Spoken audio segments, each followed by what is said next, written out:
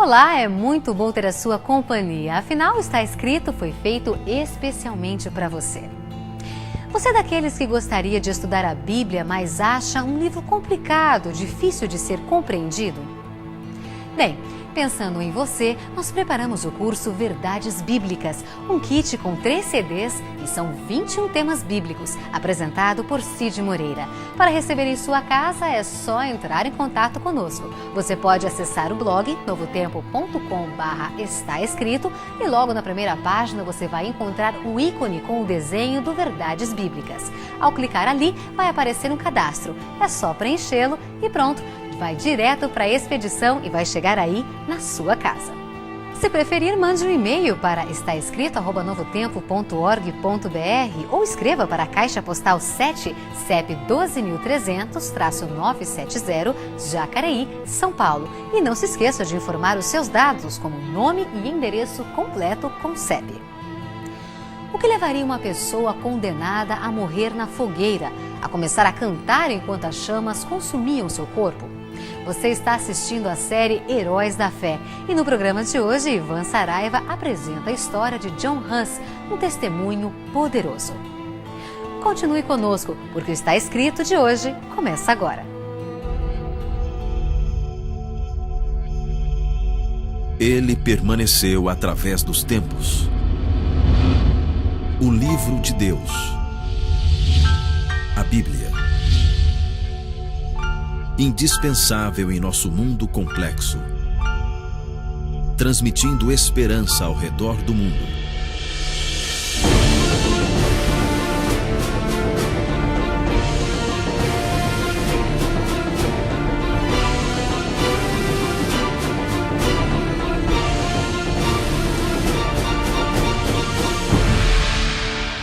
Está Escrito, apresentado por Ivan Saraiva.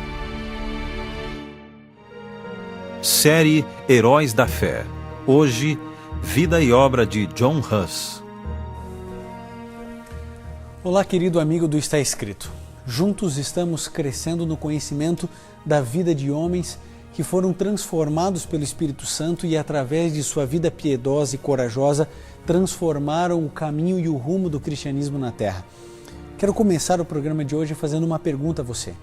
Até que ponto você seria capaz de ir para defender a sua fé? Nós vamos descobrir hoje a história de um verdadeiro herói do cristianismo, chamado John Hus. Esse homem teve muita coragem, ousadia e força na verdade da palavra do Senhor. John Hus nasceu por volta de 1372 numa pobre família camponesa numa pequena aldeia do sul da Boêmia, atual República Tcheca, e ingressou na Universidade de Praga quando tinha 17 anos. Não sei se você reparou, mas à medida que vamos conhecendo os heróis da fé, muitos deles se despontam intelectualmente e Deus usa a inteligência para abrir caminhos para que pessoas possam ser salvas pelo sangue de Cristo.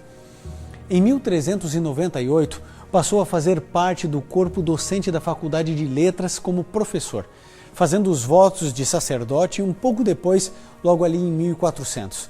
Como resultado da sua conversão, ele adotou um estilo de vida mais simples e manifestou mais interesses por seu crescimento espiritual. Deus estava trabalhando na vida desse jovem para que um dia ele viesse a ser um grande homem, pregador do Evangelho, tal qual nós encontramos hoje nas nossas Bíblias.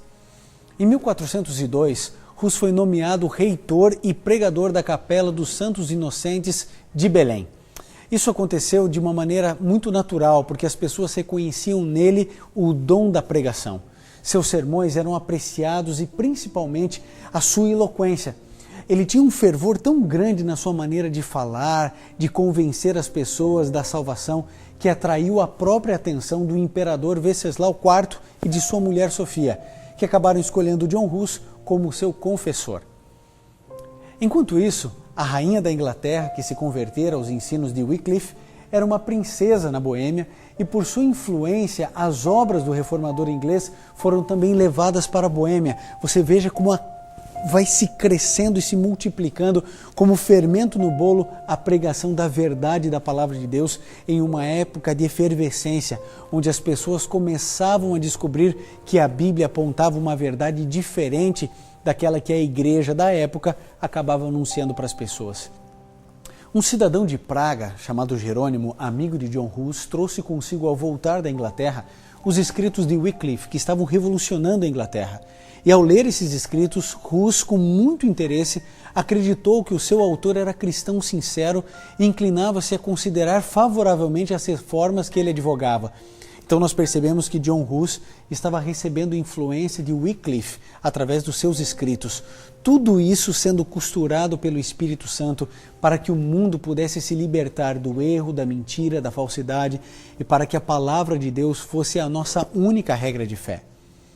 John Hus, que já sentia no seu íntimo algo assim o incomodando por aquilo que via na liderança da Igreja Romana, apenas se sentiu ainda mais motivado a continuar pregando sobre a pessoa de Cristo. Imagine, em uma época onde líderes religiosos eram o centro de tudo, aparece um homem pregando a respeito simplesmente de Jesus Cristo.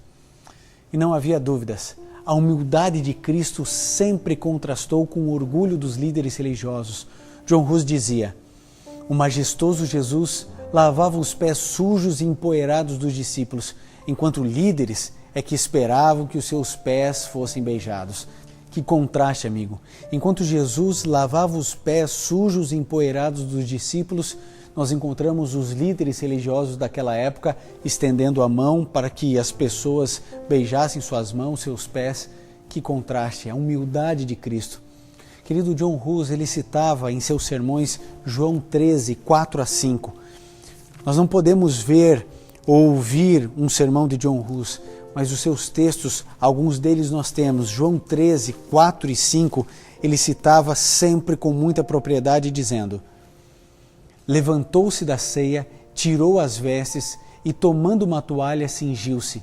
Depois, deitou água numa bacia e começou a lavar os pés dos discípulos, ao enxugar-lhes com a toalha com que estava cingido. Você percebeu?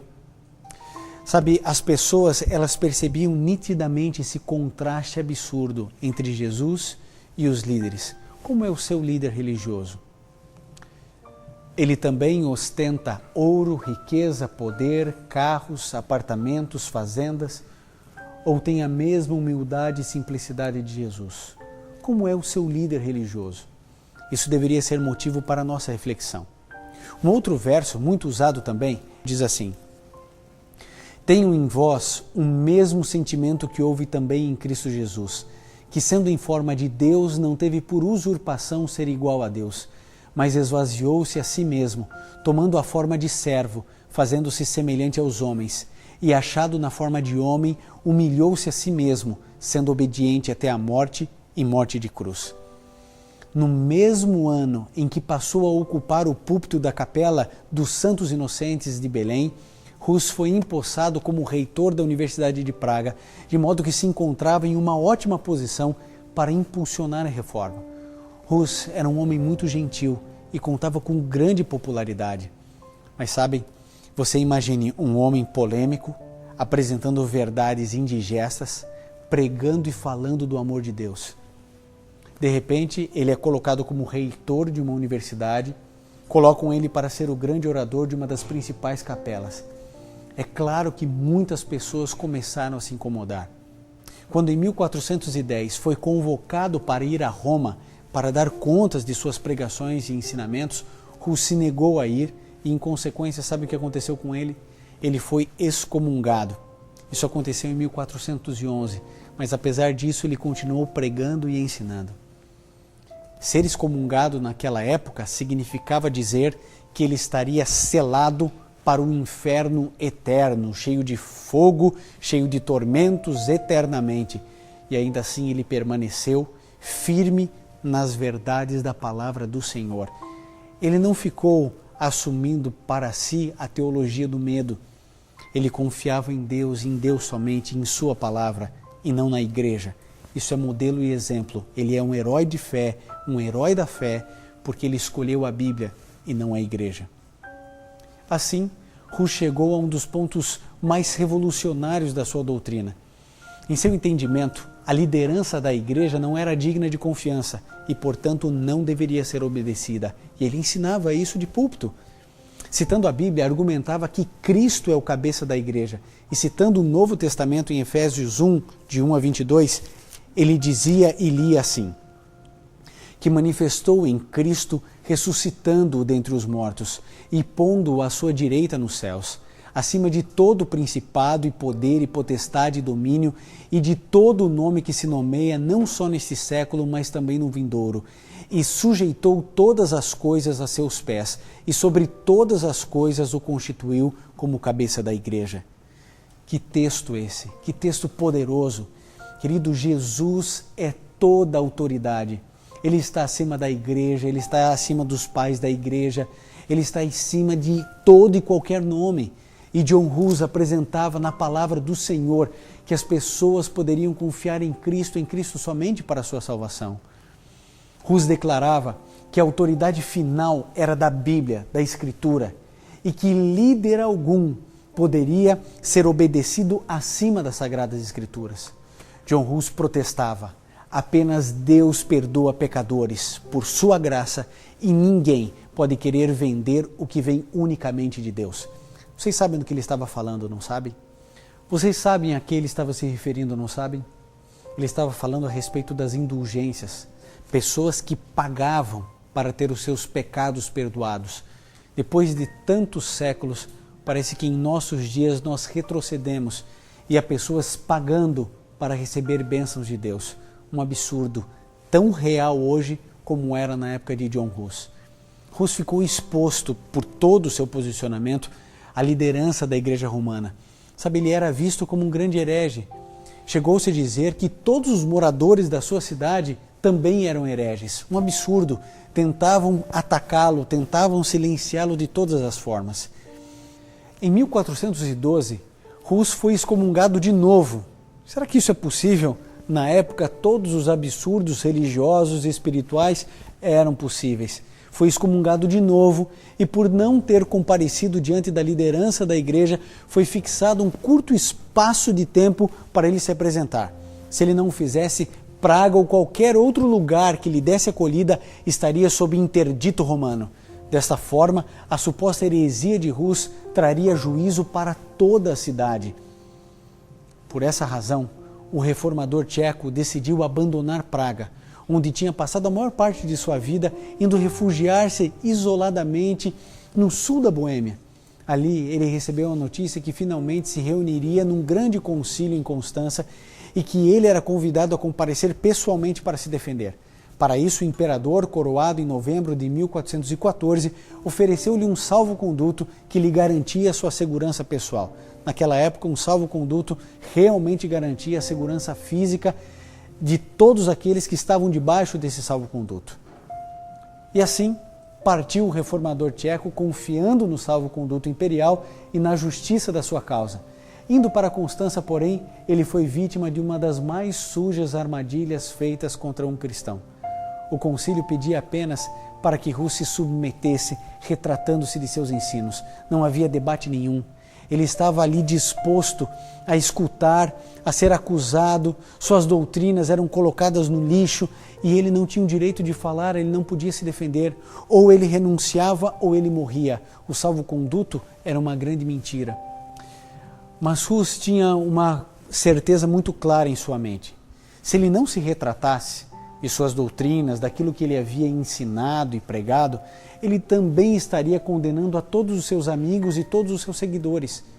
Pois ao declarar que as suas doutrinas, para todos aqueles adversários, que elas não eram uma grande mentira, uma grande farsa, ele estaria condenando todos à mesma heresia. Ou seja, ali a questão não era só a sua vida, mas a vida de outros também.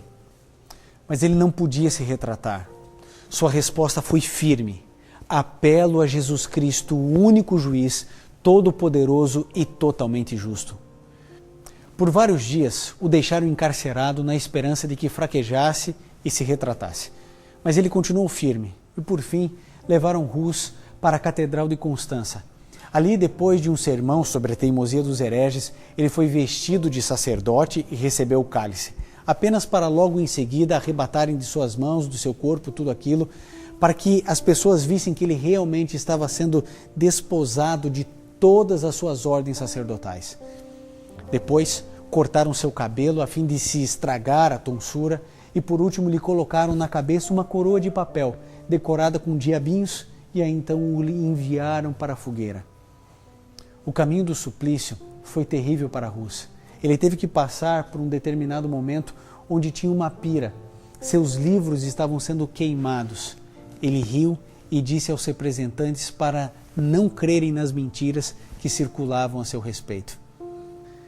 Pediram-lhe mais uma vez que se retratasse, e mais uma vez ele negou com firmeza. Ele disse assim: Deus é minha testemunha que a evidência contra mim é falsa. Eu nunca pensei ou preguei exceto com uma única intenção, de ganhar os homens, se possível, dos seus pecados. Por fim orou dizendo: Senhor Jesus, por ti sofro com paciência esta morte cruel. Rogo-te que tenhas misericórdia dos meus inimigos. Talvez você não saiba, mas o sobrenome de Rus, essa palavra Rus, significa ganso. Sabe, ele disse aos seus algozes: hoje vocês matam um ganso, mas em breve virá um cisne, e a ele vocês não conseguirão destruir.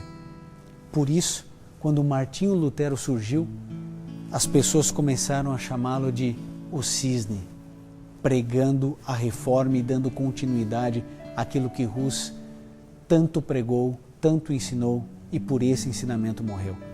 Quando o seu carrasco veio com uma tocha para atear fogo por trás do poste onde Rus estava, ele disse: pode vir pela frente, se estivesse com medo não estaria aqui. O fogo foi aceso, e enquanto as chamas o envolviam, Rus começou a cantar: Cristo, tu filho do Deus vivo, tem misericórdia de mim. Jesus, thou son of David, have mercy on me. Jesus, thou son of David, have mercy on me. Jesus, thou son of David, have mercy on me.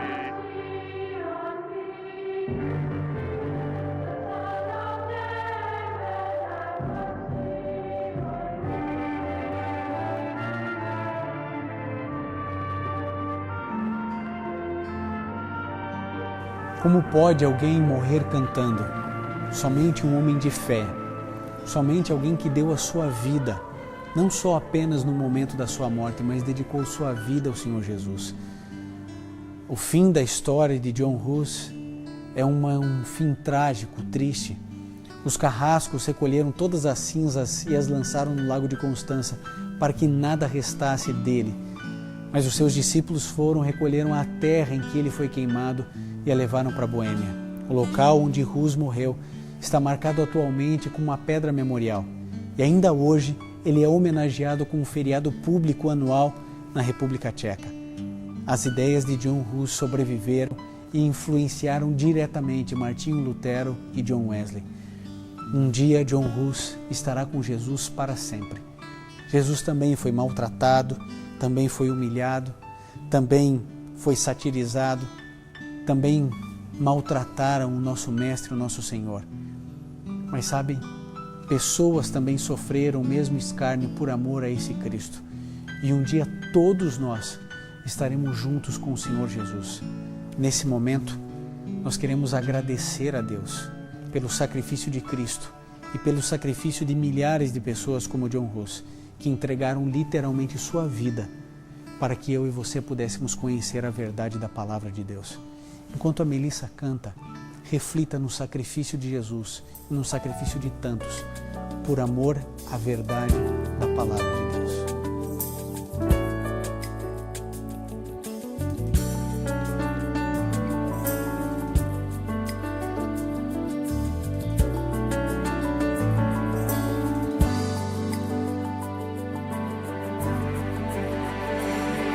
Quando esteve aqui, maltrataram meu Jesus para tentar impedir sua missão.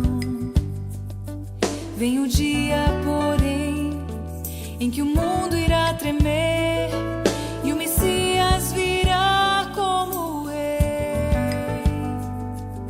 Seu reino, enfim, não vai passar tão certo. Eu verei meu Jesus.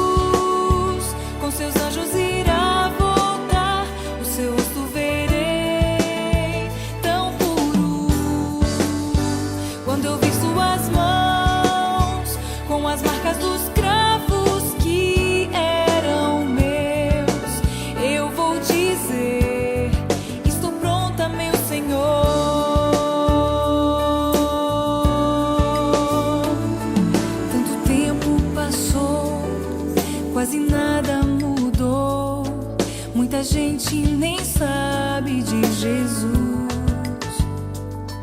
A verdade, porém, para sempre reinará quando a glória de Deus se revelar.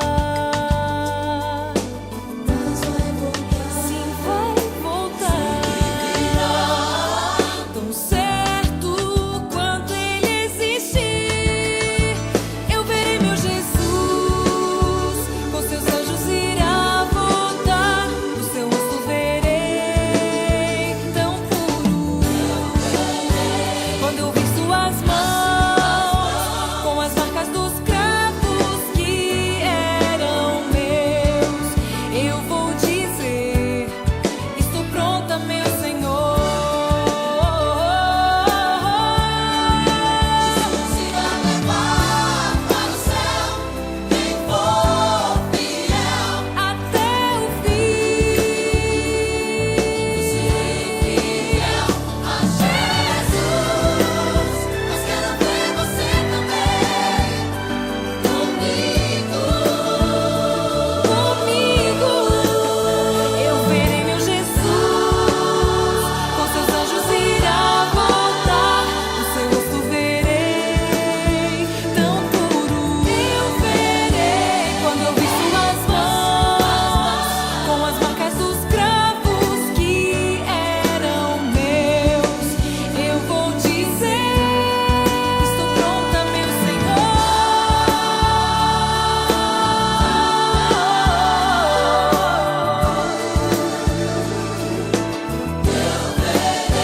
Quando eu vi suas mãos, com as marcas dos cravos que eram meus, eu vou dizer: estou pronta, meu Senhor.